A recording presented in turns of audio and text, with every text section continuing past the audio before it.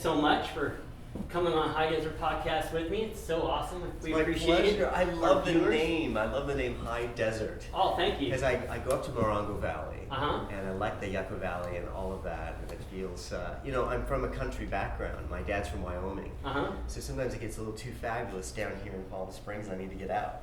Yeah, I went to Joshua Tree just last weekend on Sunday for a eco tour. These people are building these self-sufficient homes up there, and as far as solar power and everything. Yeah. And the town was so crowded. Joshua Tree was so crowded. I was like, where am I right now? Right. On Melrose or something? Right. It's unbelievable. Yeah, I couldn't believe how crowded it was up there. But yeah, it's so tranquil up there as well. It's really nice. Yeah, exactly. So we're joined today by Stephen Fales. Well, that's good. That's a good guess. You would say that. It's Fales. Fales. Fales. Fales. Like it's as bad as it sounds. Oh, okay. Just don't say phallus, because then it's as big as it sounds. I was thinking that. I was like, Right. am I pronouncing this wrong? And So it's like- Fales, F-A-L-E-S. Oh, okay. And we have a lot of fun with this in my show because it's, is he going to fail? Do you fail, Stephen Fales? So it's really about being the underdog with the name and trying to, overachieve with a name like that and overcompensate. So it's kind of funny that you're bringing that up because I bring that up a lot in the show. Yeah, I'm sure. Growing up as a youngster, you were born in 1970, I think I read. So you grew up when people were still doing fun things to other children in school. So Bowling. Oh yeah. yeah, I got I'm sure the you- name. Growing up Mormon on the playground, and where Mormons were a minority. Even in Utah? Or? No, well, I grew up a lot in California. Oh, okay. So I was born in Utah. Oh, okay. And then for 10 years we lived in California, and then we moved to Vegas. Oh, okay. Oh, goodness. So yeah. So I'm an oxy-Mormon. Oh, funny. Yeah, living in Vegas. Oh my goodness, trying to save the world in Vegas, huh? My mom's flashy Mormon nouveau riche side of the family's from Sin City. Oh, funny. So yeah. I went to a school with a few people from Vegas, and they're a whole different people. It's amazing. Yeah. It's kind of funny. So when did you move out of Vegas? We moved out of Vegas when I was 8. When I graduated from high school, I went to the Boston Conservatory. Oh, wow. And then I pretty much left Vegas, and I was a Mormon missionary in Portugal. Yes, I read And that. you did your homework A little quite bit. a bit. And then I transferred to Brigham Young University. Tell me about being a missionary in Portugal. Well, I went with the best of intentions to really make a difference in the world, to make my dad proud, to save my family, because my parents had gotten divorced, so I thought I'd be the oldest son. I wanted to be a good example. And then I was hoping it would make me straight. Going to Portugal, huh? Well, Do you speak, is it Portuguese? Is that Yeah, the language? yeah. So do you speak Portuguese or? muito sim, eu falo português. Oh, interesting. So you did take it in high school then, or? No, I learned it there Oh in my Portugal. goodness, holy They crap. just throw you in. Wow. Yeah. Man, that's pretty serious. How long did it take you to? I was there, 2 years. Well, Yeah, I took about 6 months to really. 6 months to really get the language. So did you even know any Latin I had languages? Spanish. I did Uh-huh. have Spanish in high school. Yeah. So that helped you a little bit, right? Yeah. Muy poquito. Un poco. And then you went to Brigham Young, you said? Brigham Young Yes, University. and I was a musical theater major there, and Oh, that's I fun. met my ex-wife there. Uh-huh. Well, my future wife, and we got married, Uh-huh. and we had 2 kids, and I was in grad school in Connecticut. Mm-hmm. So I've done all the Mormon rites of passage. Uh-huh. We were married in the Mormon temple in Salt Lake City. Oh, wow. Yeah. That must have been an amazing thing. Yeah, well, yeah. How many people did you have there? A lot. Well, as many, you have to be worthy Mormons to get inside. But we had a lot of family outside too. Uh-huh. Big, huge Mormon family. My ex-wife and I, we were both, the oldest children of a huge family. So everyone came. Wow, that must have been a spectacle. So was there a choir, or what kind of music did they have there? Well, it's an intimate thing, so there wasn't a choir. No. Oh, But I okay. sang at my reception. Oh, fun. The good gay husband singing at the reception. Oh, that's funny. So, That must have been fun. Yeah. I mean, it was good moments, good times, and then Oh, it all yeah. fell apart. Uh-huh. And so Confessions of a Mormon Boy, which I'm doing here at the Hotel Zoso, where we're sitting, is, I tell my story about being the perfect Mormon boy, then losing everything when I came out. Lost the kids, lost the home we were in. I was basically homeless and fending, and was excommunicated formally from the Oh, that's church. wonderful. So I was formally excommunicated, which stripped me of my priesthoods and my church membership. Wow. And so I went reeling, and my family kind of shunned me, and no one wanted to have anything to do with me. So I went to New York City, and I got into a lot of, I was going to be in the Broadway shows. I was a trained actor. And then, so what happened is I got into some trouble, and the show's about how I got my life back. Oh, fun. So it's all about transformation. And it's funny, and I did it off Broadway. I've been touring it all over the world, and now we're in residence here at the Hotel Zoso. Oh, isn't that fun? So every Tuesday for how long? Until the end of January. Oh, nice. Yes. So, I'm a one-man show. And so here at the hotel, my seater, Bella DeBall, she's this famous drag queen.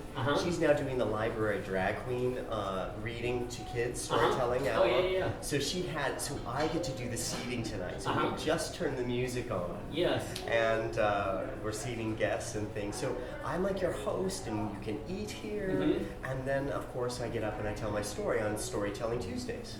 Fantastic. Oh, that's fantastic. Yeah. So what is the American Comedy Institute? What is that?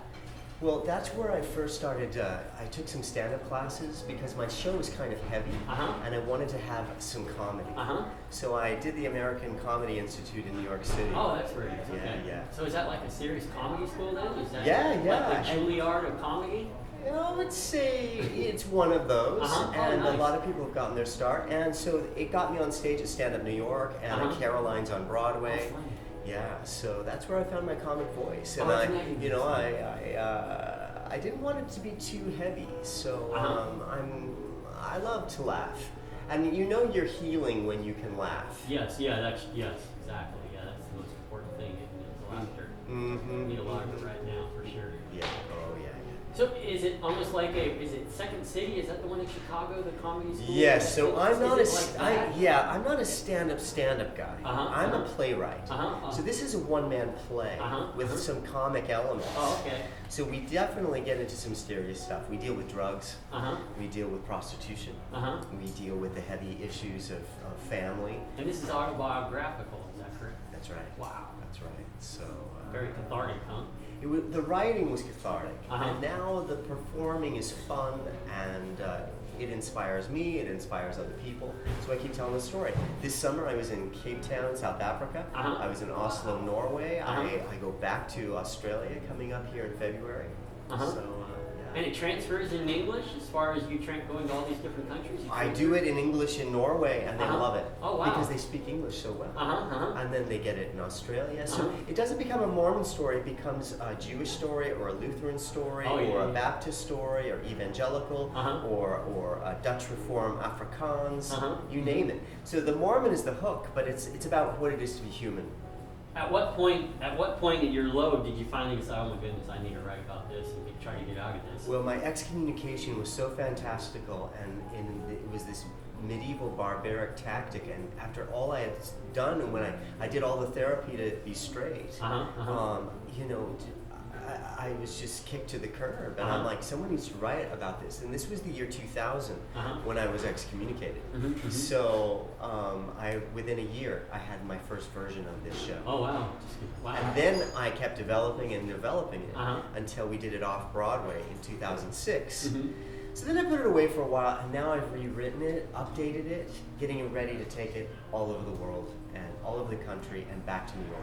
So do you improv at all? Do you if you see it repeatedly, all of a sudden it's like, wow, this is a completely different thing? Every audience is different, and so what I'm learning is to really let that audience in. You really learn to do everything. Sometimes you have big budgets with lots of people, lots of people you're hiring, and sometimes you're just doing it nice and very intimate here at the this storytelling venue, and so I do a lot of it myself. So is this a small place compared to where you've traveled around, or is it is? It is. I'm often playing 200 to 500 seat theaters. So to just do it in an intimate setting on Tuesdays, it allows me to go away on the weekends. So I was just in New York and just in Columbus, Ohio, and but I'm working on a book. So I just do these Tuesday nights, work on this book, and then we're here through January 28th here in Palm Springs, and the weather is paradise. Right now it is. So, why we live here. Yeah. So as far in front of a smaller crowd, is that more of a challenge for you as far as like connection? It's actually a really great show. And what I do is I do wear a mic, a little mic here. But when it's intimate, you don't have to project so much. Uh-huh. But it works either way. Uh-huh. And I've done it in so many different kinds of venues. Uh-huh. So this is pretty stripped down here. Do you have usually like a set, or is it always just it's pretty just simple. You up there it's just a storytelling bench. Uh-huh. I'll use as many lights as you'll give me. Uh-huh. There's about 60 sound cues. Wow. So there's a lot of sound cues. Uh-huh. Singing, I do sing in the show. Oh, fun. But it's not a musical. Uh-huh. Uh-huh. So there's a variety. I move a lot. And the storytelling bench can become a horse. Uh-huh. It becomes anything I need it to be Uh-huh. to tell the story. Uh-huh. So I use everything I have, my voice, my singing, my words, acting, silences, and then the recordings, different light cues hit me. Here the lights are really pared down, but the story doesn't need a lot of light. Yeah, it's all about you. But when you give it to me, I'll use it. So for sure. we have a club chase, we're in the clubbing scenes. Uh-huh. Also when things get really spiritual and really intimate, we have some lights. Because the show has these spiritual themes. Mm-hmm. So it's not just the entertainment and the New York side, but we get really intimate and personal. Yeah, you have to, as far as a Mormon who went out and sold the word of the Lord, for sure. You'd have to definitely. If you can sell religion. Yeah, especially in Portugal. Or I guess Portugal is a pretty religious country already. Very Catholic. Yes. Yeah. So what you would do is, you would try to build on their common beliefs. Uh-huh. Now today, I say I'm no longer a Latter-day Saint, Uh-huh. but something about me will always be Mormon, Mm-hmm. transforming Mormon. And so I am about, I've gone beyond the doctrine of my youth, and things are so much more expansive. Uh-huh. But there's some things about me that will always have that Mormon can-do attitude. I still smile even when I'm sometimes not, I'm feeling, sad, and you put on that smile.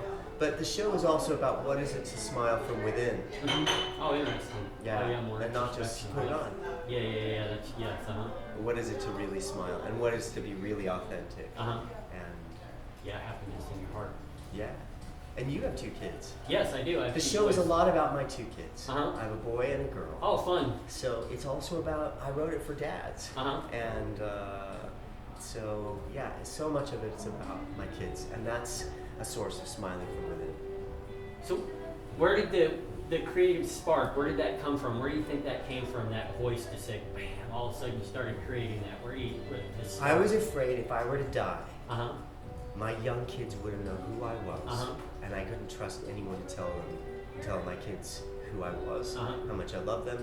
There would be no record Mm-hmm. left. So it's almost like a journal, or... So it's almost like, if something were to happen to me and I were to die, Uh-huh. I was going to make sure my kids had some clues about life. And it's a Valentine to my kids. Oh, that's it's nice. a Valentine to my religion, my people. Uh-huh. So I try to write with the generosity of spirit, Uh-huh. but also we get really, really honest. Mm-hmm. And if I take on the Mormon church or take on the sex industry, I'm also going to take on myself. So the show is also about how I first learned to stop playing the victim. Oh, yeah. So another thing is I enroll you in this story about Uh-huh. this, oh my gosh. Mm-hmm. But in the end, I had to take responsibility for my life, no matter what my circumstances were. And there is choice, there is power. And that's the cowboy in me. Yeah. And there's this cowboy dream. I wish I had my hat right now. So my dad is from Wyoming, right? Uh-huh. And there's this Brokeback Mormon dream, this Mormon boy dream that happens twice, and it's the heart and soul of this piece. So that's why I like your podcast. It's the high desert, because we're riding on the high desert plains on horseback, Yes. And so you've got to see the show just for this dream that we have going on. Oh, crazy. So, yeah, Creative spark, where does it come from? it's a phenomenon, isn't it? Yeah, it really is. I think it is. Just all of a sudden, because one minute you can not have an idea, and the next minute you're drawing out some concept or writing a book or something, and it's like, where does that first initial spark come from? That's what I always try to ponder. What do you think it is? I believe there is some sort of divine being, or if you want to call it God, the ether. I believe there is something as far as being a creative person. I believe there is. This show is a prayer. Uh-huh. In more cowboy secular terms, but still in the end, it is literally a prayer. Uh-huh. The very last thing I say is, "Nosso Pai Celestial, sou grato por minha vida." You know what that means? I have no. Don't speak Portuguese. Is that Portuguese? Yeah. Because I say, at the end, I say, if I at the end of the show, and there's so much that I'm not giving the show away. But at the end, I say, I say, I'm a humanist with residual Judeo-Christian tendencies. I believe in justice and mercy and miracles. Sometimes I think it's a miracle I'm still alive. Yeah. But if I were to die tonight, and I got to say just a quick prayer before I did, my closing prayer would be the same one I offered a long time ago in Portugal on my mission, except I changed one word. Nosso Pai Celestial, sou grato por minha vida. Heavenly Father, thank you for my life. And then the show ends with this recording of me as a boy that we hear at the beginning of the show. Anyway, what I'm trying to say is that even though I'm excommunicated, I still have a spiritual core. And in a funny way, I'm still as Mormon as I ever was. Even though they kicked me out, and even though I don't believe in a lot of the doctrine, that spirituality is something I reclaim for myself. Yeah. That's what we all have to do. Yeah, I grew up as a Catholic, as an altar boy and all that and everything, and I feel the same way now as far as how do you rectify in the church but still believing in God. And it's like, where do you go for a little spirituality? It's like just go out to the desert and You pray go to the high desert, like John the Baptist. There you go. Pray to the Joshua So tree. if you're religious, you're gonna appreciate the things. But if you're not, you're still gonna get the themes. Yes. You It's know, a life story. It's a life story, and we all go through things. It's Fantastic. Oh, and then you have a blog as well. I saw that you have a blog. Do you write on your You blog know, all I the need to time, or- update that. I have a book out. I'm writing new plays. I have poems and things on there. So right now I'm in this period of rebranding. I've got all these poems, songs, plays, and so sometimes my social media presence, I'm like, I need to like polish it a little more. But yeah, it's called a blog called When All Else Fails. Oh, nice. Nice. Remember Fales? Yes. So there you have go. Oh, Never sweet. Fails, There you go. Epic Fails, When All Else Fails, Never Fails to, Stephen Seldom, occasionally, sometimes fails. So how's your writing process? Do you wake up every day or at a certain period, or do you start writing, or do you? I'm always jotting notes down. Like I have a notebook, and then I journal a lot. And then but when I really get writing, I get into it, and a lot of my writing is rewriting too. So it's all the process. And I need quiet, I walk a lot, and so like the ideas come. When I'm working out, ideas come, and I write it down at the gym. So yeah, sometimes songs come, poems, but yeah. So you don't have a specific time that you sit down and write. You just let it come, and you just start going. I can't always be writing if I'm producing, and I'm performing, and I'm touring. So sometimes my writing suffers, but when I am in the writing mode, I write in the morning. Oh, nice. Oh, yeah. Yeah, good 2 hours in the morning when I'm fresh. I don't write at night. I'm just too tired, and I'm a morning person. So I get up with the sunrise. Oh, nice. And then I love the desert schedule. Last night, I think I was in bed by 7, and I was up at 4. I hope you'll come Tuesday, Storytelling Tuesdays here at the Hotel Zoso, and the website is MormonBoyExperience.com. Fantastic, Stephen. That's fantastic. So, okay, let's take a little time trip and go back to your master's thesis. How'd you do? Did you major in drama? Is that what you majored in? So my undergrad degree was in musical theater. So it was a triple major. So singing, dancing, and acting. Wow. And then, but I loved plays, and I wanted to do Shakespeare and the classics and the Greeks. So I went to, I did an MFA in acting, whatever that is. But it was a fantastic experience, and it was in Connecticut, and I did most of my work on the stage of Connecticut Repertory Theater. Oh, fun. So I'd go into New York also to audition for things all the time. And my thesis, my master's degree thesis, was playing Edmund in King Lear. Oh, interesting. Yeah, very heavy Shakespeare. So to be doing one-man plays, I never thought in a million years that I would creatively start to do one-man plays, and I really love it.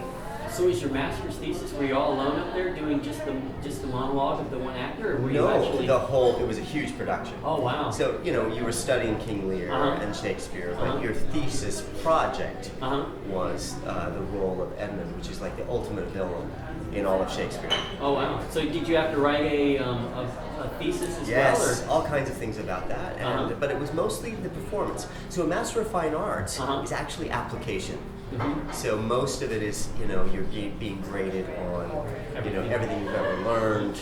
So it wasn't so much a written, which I would respect. But then I became a writer more than an actor, so it all came full circle. Excellent, Stephen. That's fantastic. So, and then you're here until January 28th, you said? January 28th. Tickets are at MoronBoyExperience.com, and I have another show, a cabaret act that's more singing, called Cult Mom, about obsessive cult disorder. And there's not a cult I haven't tried or secretly wanted to. So politics, or some religious cults, or the cult of consumerism, the cult of personality. America is the land of cults.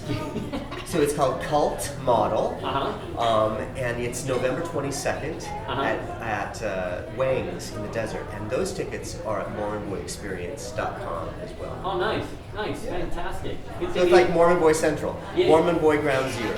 That's great. Good thing you didn't join Jim Jones, or you'd have been really in trouble, huh? No, but I heard about that Kool-Aid when I was a little boy. That's cool.